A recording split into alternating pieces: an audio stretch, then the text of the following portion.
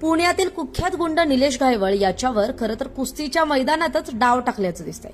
आता या निलेश घायवळवर हल्ला झालाय, तो हल्ला नेमका कुठे झालाय, नेमका प्रकार काय घडलाय तेच समजून घेऊयात।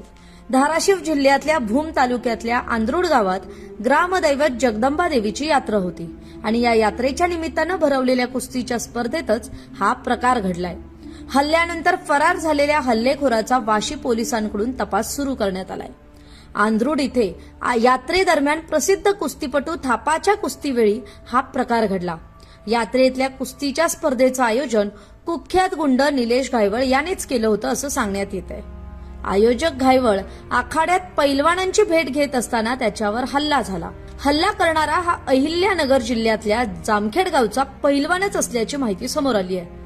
दरम्यान निलेश घायवळवर हल्ला झाला त्यानंतर एकच गोंधळ उडाला आणि हल्ला करणाऱ्या तरुणावर म्हणजेच त्या पैलवानावर निलेश घायवळच्या कार्यकर्त्यांनी सुद्धा मारहाण सुरू केली। मात्र हल्ला करणारा तरुण घटनास्थळावरून पसार झाला। वाशी पोलीस स्टेशनचे पोलीस आता घटनेचा तपास करतायत।